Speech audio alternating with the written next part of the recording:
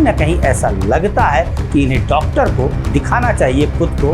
आप बताइए, नुपुर शर्मा जो एक महिला है उसे कह रहे हैं कि मुख से नहीं पूरे शरीर को उनके माफी मांगनी चाहिए। भारत की राजनीति में कौन राजनेता जिसे हम राष्ट्रीय स्तर का नेता मानते हैं कब क्या बोल जाए कोई भरोसा नहीं।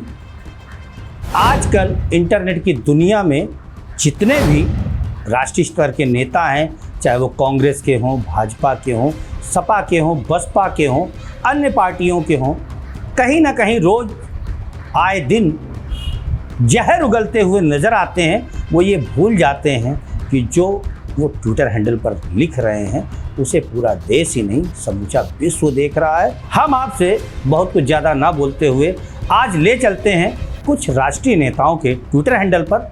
और सबसे खास बात यह है कि कांग्रेस के राष्ट्रीय अध्यक्ष राहुल गांधी, उन्होंने अपने ट्विटर हैंडल पर भाजपा और आरएसएस को देशद्रोही तक कह डाला है। हम उनके ट्विटर हैंडल पर आपको लेकर के चलें, उससे पहले हम आपको सबसे पहले लेके चलेंगे बबुआ के ट्विटर हैंडल पर। बबुआ पहचाना आपने कि नहीं? बबुआ यानी कि अखिलेश यादव। देखो क्या कुछ कहा है उन्होंने नुपुर शर्मा के लिए। उन्हें लिखते समय यह भी नहीं ध्यान रहा, उनके ट्विटर हैंडल को पूरा देश देखेगा। आपके सामने है, आप देख रहे होंगे ट्विटर हैंडल उनका। उन्होंने क्या लिखा है हम आपको पढ़ के भी सुना रहे हैं। सिर्फ मुख को नहीं शरीर को भी माफ़ी मांगनी चाहिए और देश में अशांति और सौहार्द बिगाड़ने की सज़ा भी मिलनी चाहिए।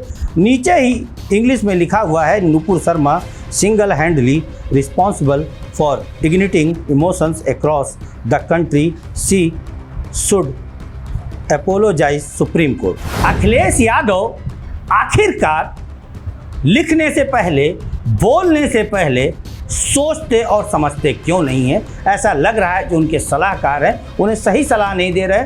तभी तो बीते उत्तर प्रदेश के विधानसभा चुनाव में करारी हार मिली और अब कहीं ना कहीं ऐसा लगता है कि इन्हें डॉक्टर को दिखाना चाहिए खुद को। आप बताइए, नुपुर शर्मा जो एक महिला है उसे कह रहे हैं कि मुख से नहीं पूरे शरीर को उनके माफ़ी मांगनी चाहिए। आप बताइए, ये इतने बड़े राष्ट्रीय लीडर हैं, क्या उन्हें ऐसा बोलना चाहिए?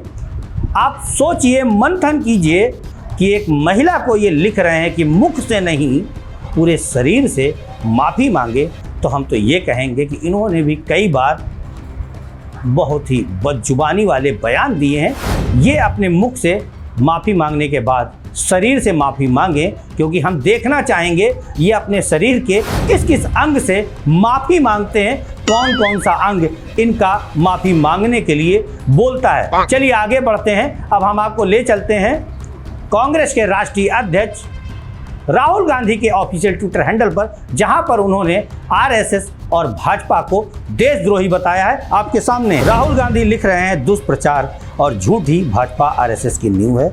देश को नफरत की आग में झोंककर हाथ सेकने वाली भाजपा आरएसएस का इतिहास पूरा हिंदुस्तान जानता है। ये देशद्रोही चाहे जितना तोड़ने का काम कर लें, कांग्रेस उससे ज़्यादा भारत जोड़ने का काम करती रहेगी। आपने देखा कि राहुल गांधी ने कैसे भारतीय जनता पार्टी को और आरएसएस को देशद्रोही तक कह डाला है, जबकि आरएसएस कहीं ना कहीं हिंदुत्व को मजबूत करने वाली एक शाखा जानी जाती है। और उसके बाद भारतीय जनता पार्टी भी एक राष्ट्रीय दल है, जैसे कांग्रेस पार्टी एक राष्ट्रीय दल है। अगर अभी कांग्रेस पार्टी को कोई देशद्रोही कहे तो लोग भूचाल मचा देंगे, लेकिन वहीं देखिए इन्होंने जो ट्विटर हैंडल पर लिखा है कि भाजपा और आरएसएस देशद्रोही है, उसके बाद भी कोई प्रतिक्रिया नहीं आई, तो आप समझ सकते हैं कि कौन दल किस तरह से अपनी सोच रखता है। चलिए अब आपको ले चलते हैं प्रियंका गांधी वाड्रा के ऑफिशियल ट्विटर हैंडल पर। आपके सामने है प्रियंका गांधी वाड्रा ने अभी हाल ही में रिसेंट जो ट्वीट डाला है वो आपके सामने है।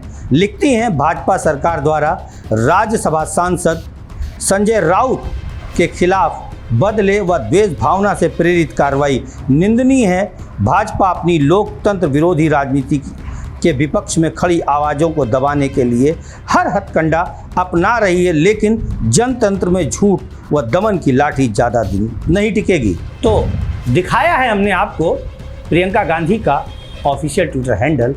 उनका मानना है कि भारतीय जनता पार्टी कहीं ना कहीं अपनी पावर का दुरुपयोग कर रही है। अभी हाल ही में जो ईडी ने नोटिस भेजा था संजय राउत को, उसी को लेकर के वो अपनी खीज निकाल रही है, अपना गुस्सा निकाल रही है भारतीय जनता पार्टी पर। हम कहना चाहेंगे कि कौन ऐसी पार्टी है जो सत्ता में आने के बाद इसका दुरुपयोग नहीं करती है। क्या प्रियंका गांधी वाड्रा भूल गई हैं कि उनके समय में सीबीआई को तोते की उपाधि मिली थी? उस समय में सीबीआई और ईडी सरकार का तोता बोली जाती थी। हम आगे चलते हैं, देखते हैं बहुजन समाज पार्टी की नेशनल लीडर बहन मायावती ने क्या कुछ कहा है, आपके सामने है। मायावती लिखती हैं, माननीय सुप्रीम कोर्ट द्वारा नुपुर शर्मा के विरुद्ध आज लिए गए सख्त स्टैंड तथा अपने भड़काऊ बयान से देश को हिंसक माहौल में झोंकने हेतु उनसे माफ़ी मांगने का निर्देश उन सभी के लिए जरूरी सबक है जो देश को सांप्रदायिकता की आग में झोंककर अपनी राजनीति चमका रहे हैं। तो हमने आपको बसपा की नेशनल लीडर, राष्ट्रीय अध्यक्ष बहन मायावती जी का जो ट्विटर हैंडल पर लिखा हुआ दिखाया है। ये कुछ दिनों पहले आया था, लेकिन वर्तमान में भी अभी इन्होंने इसके आगे कुछ नहीं लिखा है, उसी को हमने आपको दिखाया है। बसपा की राष्ट्रीय अध्यक्ष बहन मायावती अपने शासनकाल में सख्त से सख्त कार्रवाई करने के लिए जानी जाती हैं। इन्होंने जब इनकी सरकार उत्तर प्रदेश में थी तो अपने सांसदों को भी और विधायकों को भी जेल की हवा खिला दी थी। ये कहीं भी कंप्रोमाइज़ नहीं करती थी कि कहीं भी कानून व्यवस्था ध्वस्त हो। हालांकि इन्हीं के जो कैडर वोट है, जिसे हम अनुसूचित जात का वोट कहते हैं, उन्होंने इनका जो है बहिष्कार कर दिया है। कारण क्या था, क्या नहीं था, क्या रहा होगा, हम इस पर चर्चा नहीं करेंगे। फिलहाल हमने आपको आज जो कुछ दिखाया है वो दिखाया है कि जो सोशल मीडिया इंटरनेट यूजर्स हैं, राष्ट्रीय स्तर के नेता, वो क्या वर्तमान समय में लिख रहे हैं, वही हमने आपको दिखाया है। फिलहाल हम फिर मिलेंगे, तब तक के लिए विदा लेते हैं। नमस्कार।